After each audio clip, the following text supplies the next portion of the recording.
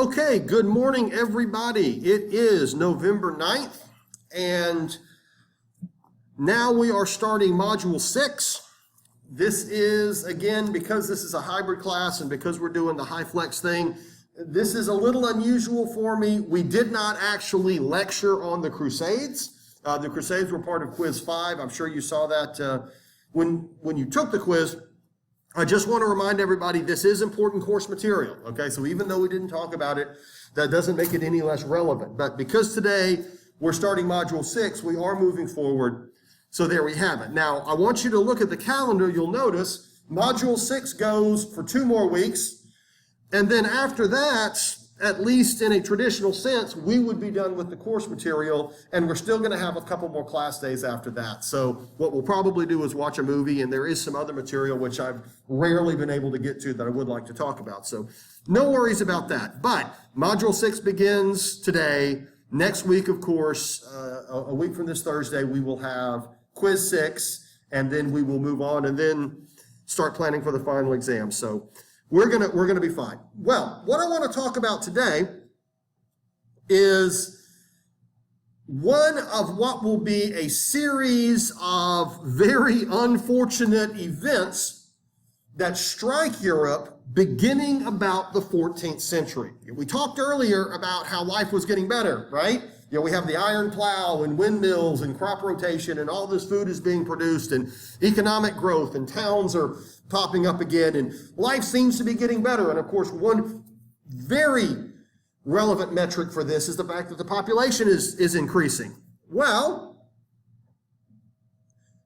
beginning about the 14th century, the empire strikes back and things start getting worse again. And we end up with some catastrophic events that will radically change the development of the Western world. And to a certain extent, this will be tied to the Crusades, which, again, we did not lecture on, but I do hope that you will study. Well, Mother Nature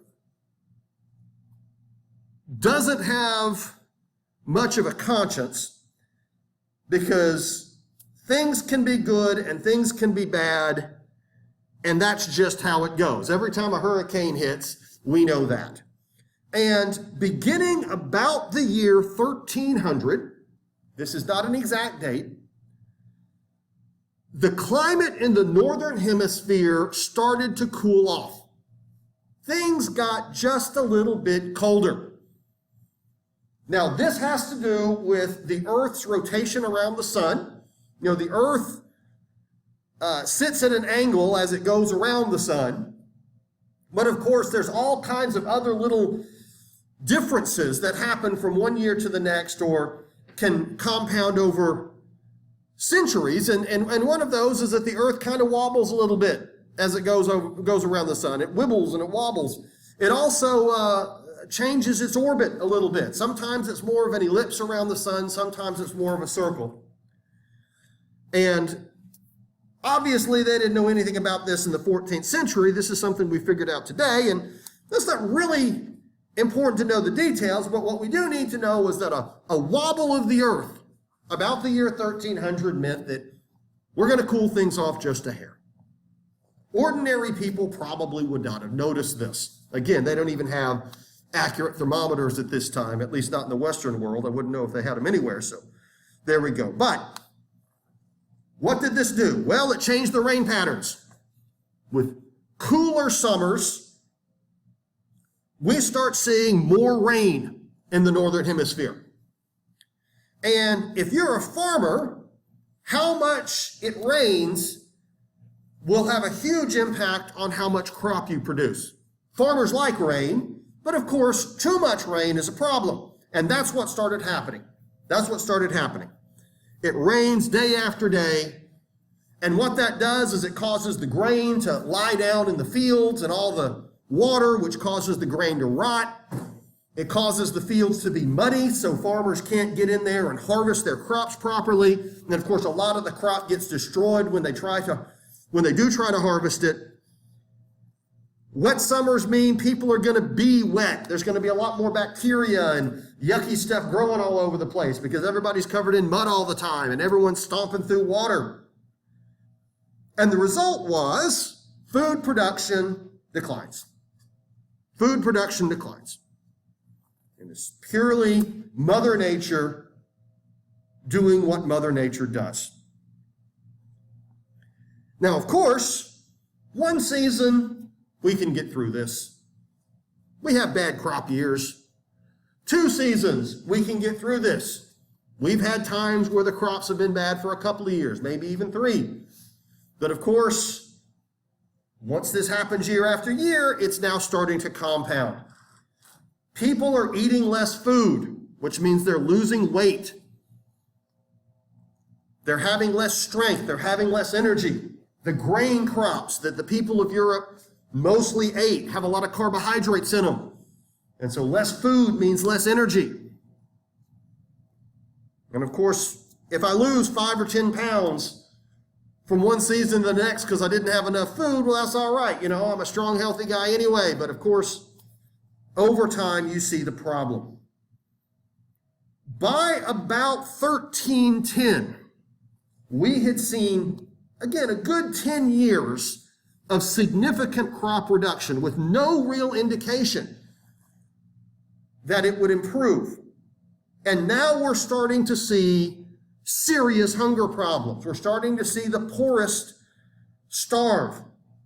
We're starting to see serious problems related to malnutrition. Diseases that are connected to malnutrition are really taking a toll on the population. And by 1315, in Europe, we see the first true famine, where large numbers of people are now dying simply because of starvation. And this had not happened in living memory. Nobody had ever thought that we will have a period where large numbers of us are dying from starvation. This was just not something that Europe experienced. One aspect of Europe is that it is very bountiful in terms of its agricultural potential.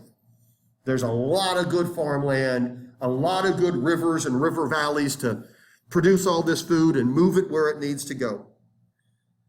Also during this time, largely because of the political weaknesses that had erupted as a result of the Crusades, but also just simply because of the political system at the time, the leadership did not engage in any programs to distribute the food they had. There's a pretty good chance if there had been an active plan to make sure that food was equally distributed, people probably would have been hungry but not starved. But we all know that's not how the nobility work, right? That's not how the upper classes that are in power think, particularly at this time. And the people that did have access to food were hoarding it and making sure nobody else got it. The kings and the noblemen started surrounding themselves with their own protection to make sure that they didn't lose anything. Diseases such as typhus, dysentery, diphtheria start becoming common. You know, when you're going hungry, when you're starving, you start eating food that normally you would throw out. And there's a reason why you throw out that food. It's rotten, it's bad, it's not edible. So it's a snowball effect. Now we recover a little bit, a few more years, maybe the crops will get better, but these famine-type conditions keep popping up over the next 2 or 3 decades. Europe never seems to be able to pull itself out, and it's getting weaker and weaker. Then things got bad. By the 1340s, the overall population was very, very vulnerable because of this lack of food. The Crusades resulted in the opening of many trade routes that had previously been abandoned. That Western attempt to conquer what we call today the Middle East, it didn't succeed. The Crusades were a failure, again, Module 5. But when it was over with, there had been a lot of communication and transportation and trade between the two sides. And so the armies left, but the businessmen kept going. The businessmen kept doing their thing. And I believe I've already mentioned that northern Italy was really the location of Europe's business activity. Northern Italy is the hub where all these businessmen really work. Venice, for example, Venetian merchants would send their ships to the Ottoman Empire and come back, and they did that for generations, that relationship. And there's a demand for all of these sort of exotic Eastern goods. We had talked about that before. Asia is a very large landmass, but there were trade routes going all the way from China to the eastern section of the Black Sea. And you can see it here on this map over here. Merchants would load up pack animals with various types of goods and spices and rugs and who knows what, carry it overland long distances. The idea is to make money, of course, and the rich in Europe want these exotic products. So they would haul their goods to the Black Sea, load them on boats, and you can see on this map, ship them across the Mediterranean, and usually right into northern Italy. And again, these trade routes had really come back to life when the Crusades came to an end. Well, in 1347, a caravan coming from China started to be sick. The men on this caravan started coming down with a very nasty illness.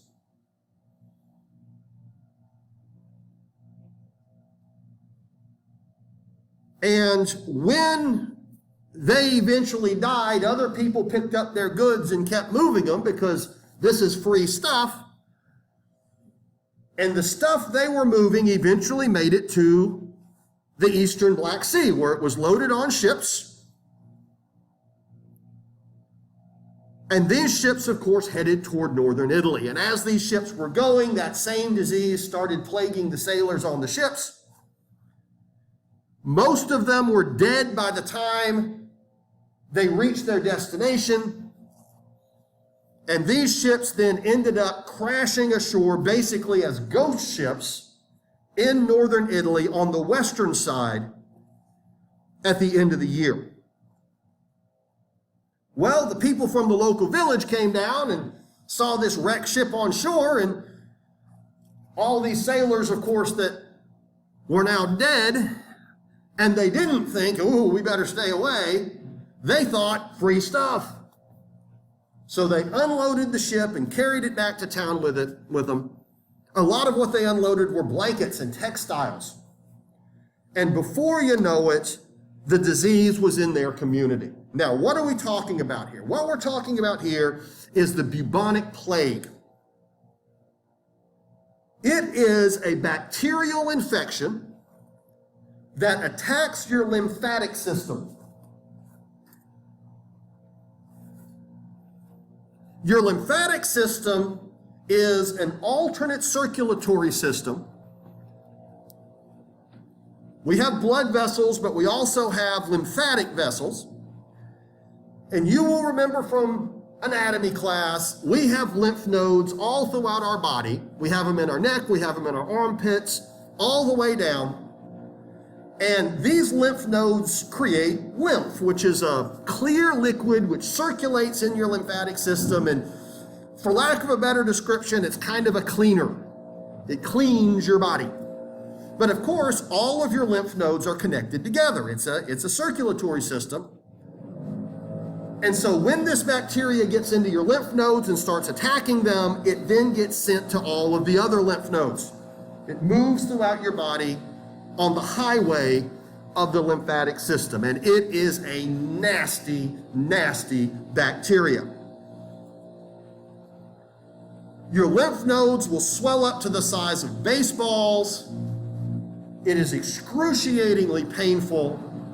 Because this bacteria just voraciously devours your body from the inside out, basically you just decay from the inside out. Your insides turn into goo. You start barfing up blood and pus and everything else that's nasty. It starts coming out everywhere else. And within about 3 weeks, you're dead. 98% of the people that contract the bubonic plague will die. It has about a 2% survival rate. And it was nicknamed the Black Death because after you die, your body turns very dark because of all the decomposition that's taken place inside you. And of course, all of the other weaknesses that your body may go through as a result of this can also be a problem. For example, pneumonia tends to be a big problem, as I understand it. In any event, this is a really, really bad disease to get. Now, how was it actually being spread? Well, those textiles, those blankets, had fleas in them. And the bubonic plague actually lives within the bodies of the fleas. And the fleas would get on the rats in the ship. And then once the textiles got into town, the fleas would get on the rats that lived throughout the towns. Remember, we talked that the towns were full of garbage and waste because everybody threw it right out in the street. Well, that means rats. And so the fleas would live on the rats. The fleas would bite the people. That would give the people the bacteria, bubonic plague. Very quickly, these North Italian cities started coming down with it. Everybody seems to just be catching it left and right. And once again, we don't understand what's going on at the time, but what they do understand is that once this disease gets in my town, I'm getting out of Dodge because everybody seems to be catching it. And so all of a sudden, people started fleeing these cities as refugees, going north, and take a while, guess what happened then? They just bring it with them. And so over the course of the next few years, the plague just marched north. Each year it goes further and further into the heart of Europe, eventually reaching England, eventually reaching Scandinavia, pretty much Central and Western Europe. It also spread south into the Mediterranean. And of course, at the very same time it is ravaging Europe, it's also ravaging East Asia. Millions of Chinese would die from the plague at the exact same time. Nobody knew how to stop it. In fact, the death rate was so high that even today, there's not a clear understanding of how many people even died, because everybody who can write anything down is catching it too. And so record keeping just sort of collapses. People were dying so quickly of this that all of the cornerstones of society itself just started breaking down. You know, the law and order, of course, collapses as there's nobody to keep the peace. And so criminals and gangs and bad people start doing all of the things that they do. Again, records quit getting kept. People quit paying taxes. People quit cooperating with each other. They start isolating themselves. People are dying so quickly that there is no more labor available to dig the graves. And so within about a year or two of the plague striking Europe, many of these cities would just dig gigantic pits, and the bodies would just be thrown in there every day. And we don't have time for funerals. We don't have time for anything because, you know, we got 100 people that died today and tomorrow 100 more are going to replace them. You know, it's just one day after another. So we don't have time to even go through the ordinary mourning process. We do know from some records how bad it was. It's estimated that 13 million Chinese died from the plague. It's estimated that 13 million. We know that in Cairo, which of course is the big city in Egypt, 10 to 15,000 people died every day at the peak of the plague, which is just overwhelming to that society. Now, what are some of the reactions to it? Well, people reacted to it in every way that we would assume they would, particularly with the knowledge that they had at this time. In some cases, people tried all kinds of bizarre cures and treatments. Frequently, these would do more harm than good, you know, bleeding, for example, or things like that. None of that worked. We know, again, it was a bad idea to even try. Many people engaged in, you know, weird mystical practices, witchcraft and casting spells and all that kind of stuff too. The church went through tremendous turmoil as people are freaking out there. And speaking of that, of course, there was plenty of prayer that went on. Here is another map. Again, these are all just sort of maps of the march north of the plague. Here are some contemporary depictions of it. We have people that have the plague, and here we are, we have a man, praying over them and trying to cast some sort of spell or something. And then, of course, if we look up, it's just absolutely horrific. Here is a painting that was done at the time that shows society just completely falling apart. Society completely dissolving as the plague just kills everyone. One group of people were known as the flagellants. Here we go. They believed, of course, that this was punishment from God. And so if we do extreme forms of penance, God will lift the plague. And they would go from town to town whipping each other, beating each other and beating themselves, thinking that sooner or later we can get God to be nice to us. Obviously, all types of groups are blamed for it. We know that when the plague was at its peak, for example, Jewish communities were attacked with massacres as people were blaming the Jews for this, for being infidels living among us. We also see lots of witch burnings and things like that. You're a witch, that's what's causing it. And of course, we know that isn't the case. In one instance, everybody thought it was dogs, and so they went through all these community killing all the dogs. That didn't do any good. At one point, everybody thought it was cats, so they went through the community killing all the cats. Of course, that didn't work. For some reason, they didn't figure out that it was the rats. If they had gone through and killed all the rats, might have made a difference, but they didn't make it that far down the list, I guess.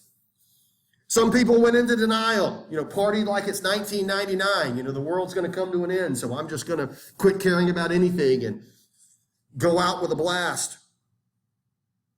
In some cases, entire villages disappeared. In many cases, entire families disappeared.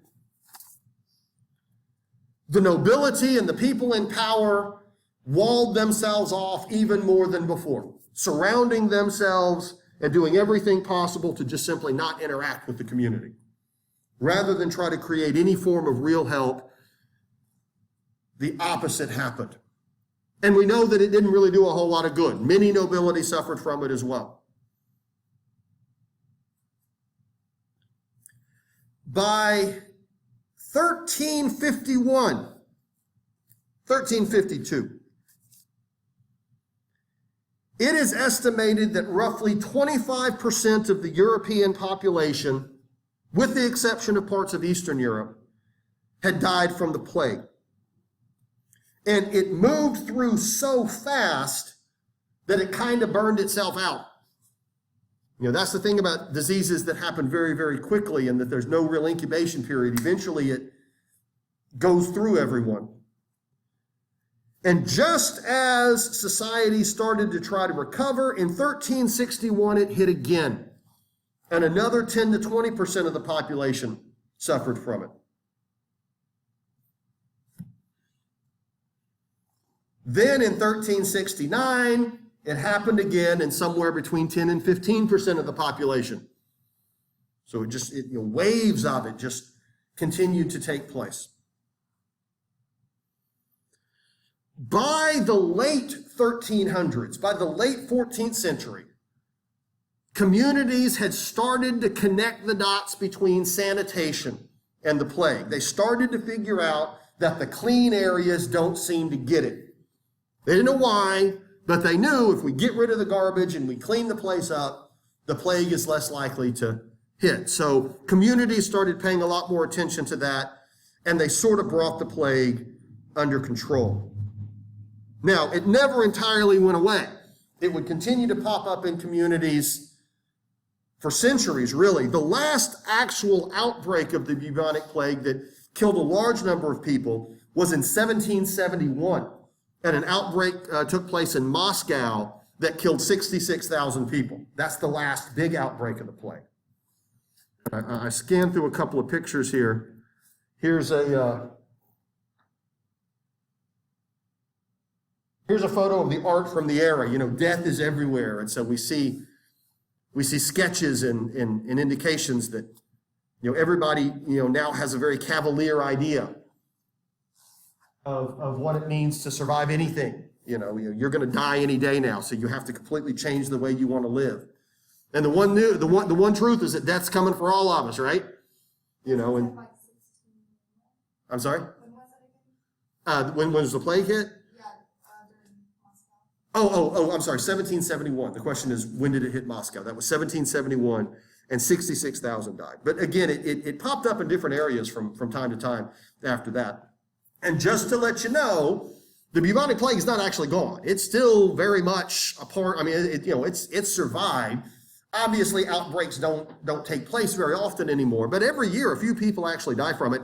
Nobody knew what caused it until the early 20th century. About the year 1900, there was, and this is as I understand it, there was a researcher that came to suspect that it was a bacteria affecting the lymph nodes. By then we've worked into the germ theory of disease. It's known that bacteria causes illness, and it's very well known at that point that it affects your lymph nodes. And so he actually snuck into a Chinese morgue against the rules and removed the lymph nodes of some people that had died from the plague. He was able to isolate the bacteria and demonstrate what's going on. And then the connection could be made to the fleas and the rats. And by about 1905, it was understood by the scientific community what causes it. And the reason I say that is because right about that time, it started to show up in San Francisco. Specifically, I believe it was 1908 when there was a huge earthquake in San Francisco.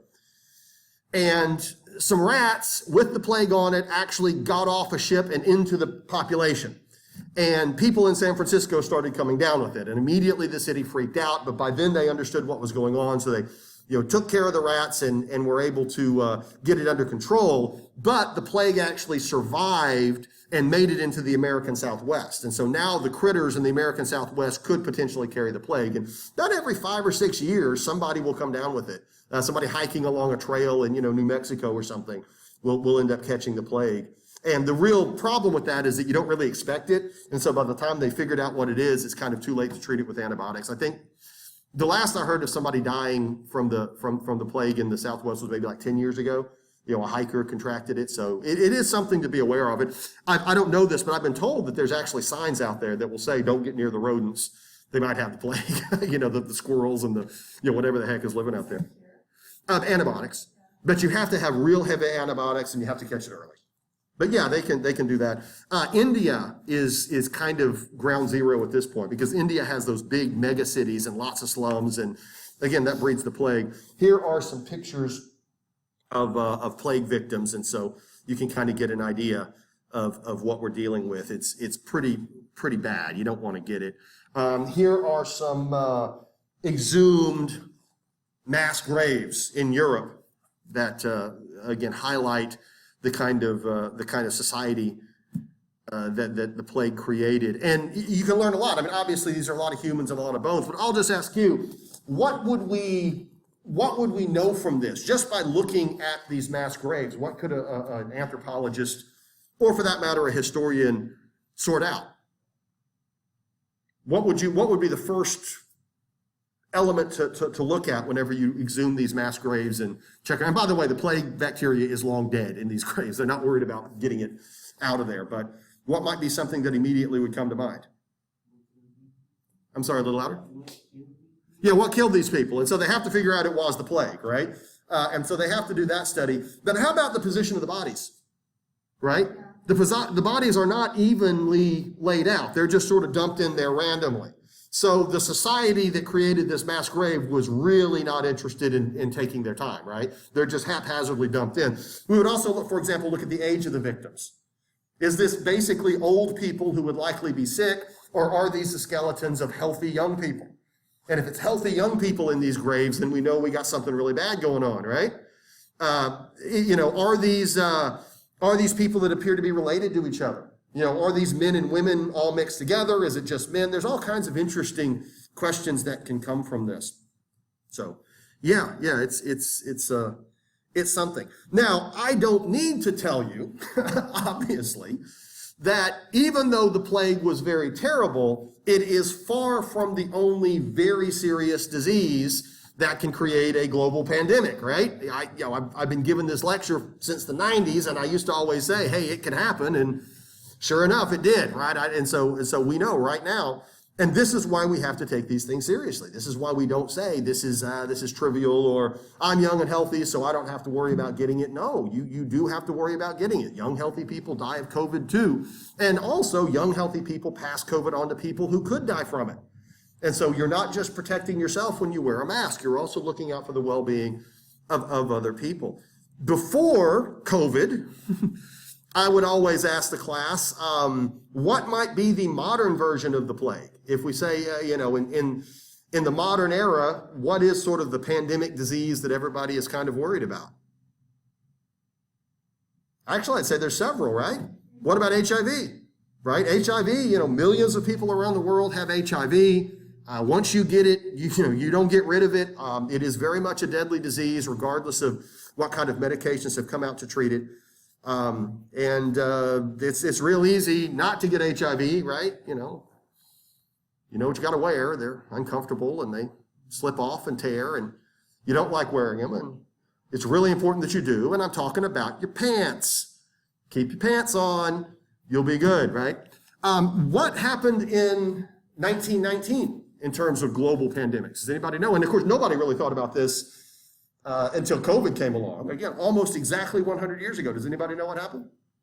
It was called the Spanish flu. It was, a particularly virulent form of influenza broke out. Now, they don't know exactly where it started. It did not start in Spain, just to let you know. It was called the Spanish flu, but it had nothing to do with Spain in terms of where it started. It either started in Kansas, or it started somewhere in Europe among soldiers that were leaving World War I. World War I came to an end in 1918, and even during the last months of the war, soldiers were coming down with the Spanish flu. And this was influenza, but it was a really, really bad influenza. And it was killing young, healthy soldiers. These are strong men who should not die from the flu, and it was just killing them left and right. And all of these soldiers interacting with each other, all of these soldiers traveling around, it just spread everywhere. And when all of them went home, they brought it back home with them. And more people died of the Spanish flu than actually died during World War I. Okay, World War I killed approximately 25 million people. The Spanish flu killed approximately 40 million people. And if you go back in your family history, if you just decide to look at your family tree, you are almost certainly going to find someone that you are directly related to that died about the year 1920 from the Spanish flu. And this would have likely been someone who was young, who was healthy, who you would not have expected to. So it's a thing. And they have now isolated the Spanish flu virus because there were some victims that were buried in permafrost up in Alaska, and their bodies just froze. And so the virus itself was frozen in their lungs. And so about, maybe 10 years ago, they exhumed some of them and actually extracted the virus and very carefully studied it. And it's just a real bad it's just a real bad version of influenza. But COVID alone is teaching us these diseases happen, right? As a society, we have to be prepared to handle them, and we have to take it very, very seriously. I got tested this morning. So please, and keep your pants on. That'll help. That's a good rule of thumb. Well, tragically, the plague is not going to be the only serious problem that hits Europe during the 14th century.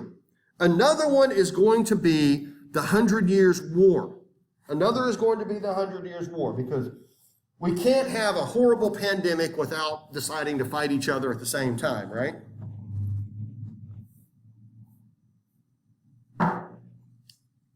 We already know how the whole process of becoming a king works. Kings are not elected. Kings inherit their crowns.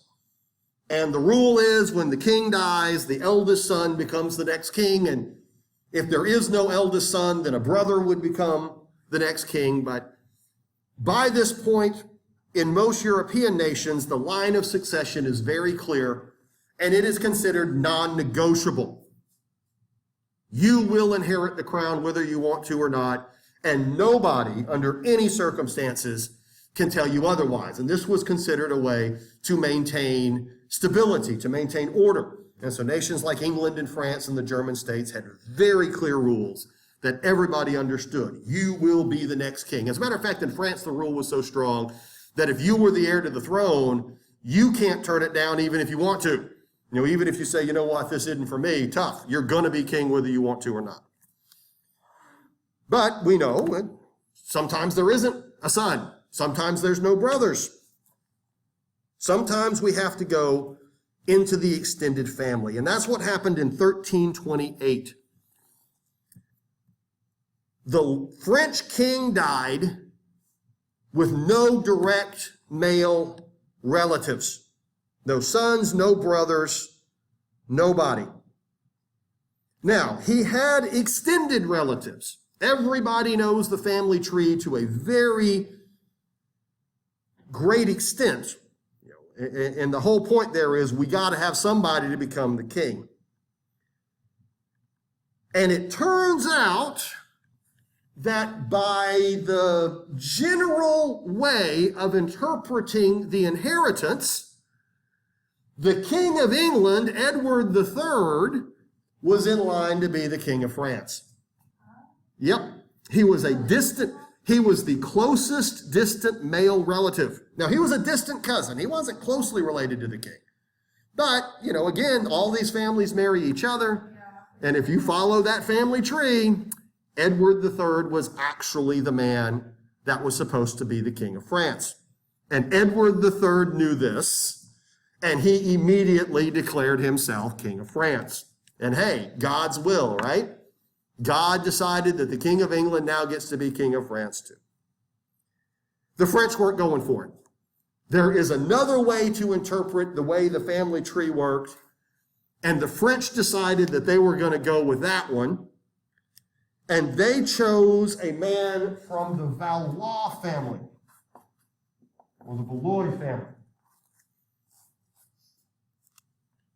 And it all had to do with whether or not you can inherit the crown through a female, or you have to go through only men. Doesn't matter there, though. Not for us to be concerned about. Immediately, England invaded France, with Edward III declaring that he is the rightful king of France and the French have to accept it. The French armies did everything possible to stop him, and we now have the 100 Years' War. And it's called the 100 Years' War because it went on for generation after generation. It turns out that neither side was really able to defeat the other. So everybody from the first round died, everybody from the second round died, but the kings of England continued to demand the crown of France, and the French continued to fight to prevent it. All across France, and even extending into regions of Germany and other places, armies are now fighting each other. The peasants are suffering. It really doesn't matter which side you're on. If you see one of these armies coming up the road, you're about to have a very bad day. Thousands are getting killed in these very brutal battles that are now fought with things like longbows and eventually gunpowder weapons. And the plague, of course, hits right in the middle of all of this. During the first, and we can't possibly go into all of it, because this war actually ended up lasting over 100 years. But the English were able to take very large sections of what is France, and even occupy what is today the Netherlands, Belgium. The English army seemed to do pretty well. A couple of battles, the Battle of Crécy and the Battle of Poitiers.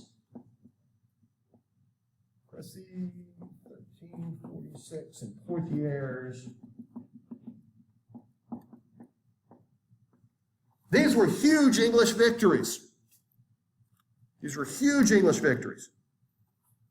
And so it really looks like no matter what happens, even if the French win, England will still occupy a huge section of the continent, that the French will never realistically be able to drive the English out completely.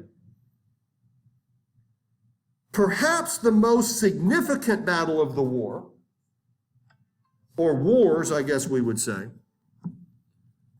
is the Battle of Agincourt.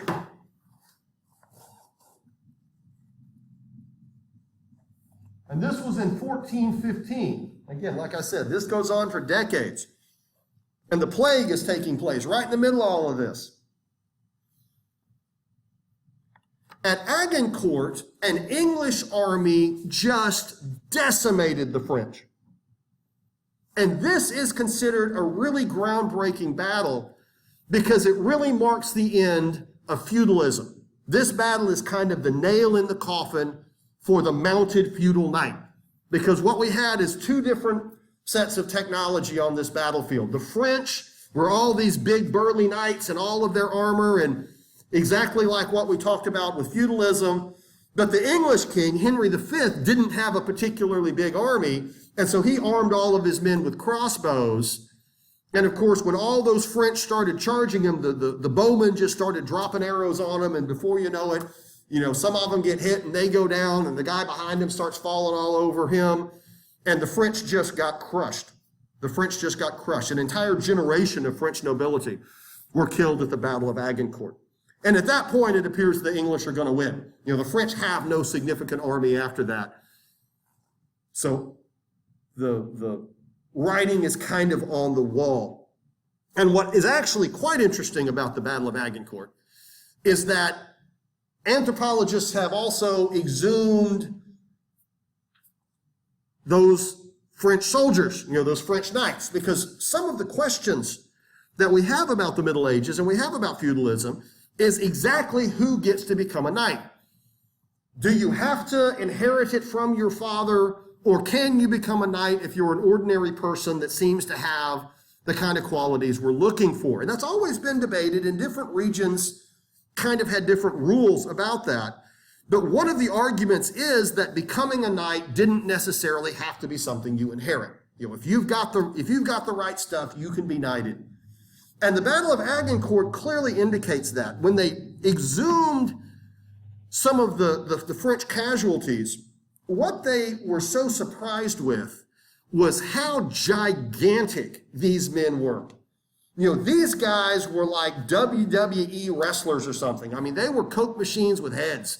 Okay, huge men. Their bones indicated that they were all well over 6 feet tall, very muscular. And of course, it also indicated that they had lived very brutal lives, all kinds of wounds and injuries that had already been healed. These were tough hombres. I mean, there's just no other way around it. Now, what does that tell us about who becomes a knight? Well, certainly by the year 1400, Agincourt was in 1415, if you have to inherit your title from your father, we're not going to have an army of nothing but giants, are we? We're going to get people of all kinds of different sizes, because your dad might be a big, tough guy, but you might not be. And so clearly what was happening is the French leadership was recruiting the biggest, toughest guys they could find. And they were knighting all of them. Now, that might have been because of the desperation of the war. I don't know. But it is a real interesting way to forensically analyze who actually was a knight. And certainly by then, you're going to become a knight because you're a big dude. You're going to become a knight because you can do it. And we also have to keep in mind the armor at that point was very heavy. By now we're getting to the point where the only way to counter longbows and crossbows is to have really, really heavy armor.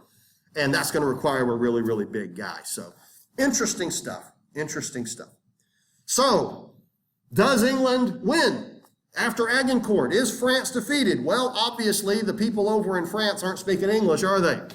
So something had to have happened. And if you think it's going to be big, tough, strong men that are going to win it for the French, how about we completely flip that? Because it was exactly the opposite. It was a young, petite woman who ended up saving France. And we will talk about that next time, because I think we're out of time and I don't want to get into Joan of Arc. So I will see everybody later, and everybody stay safe. Take care.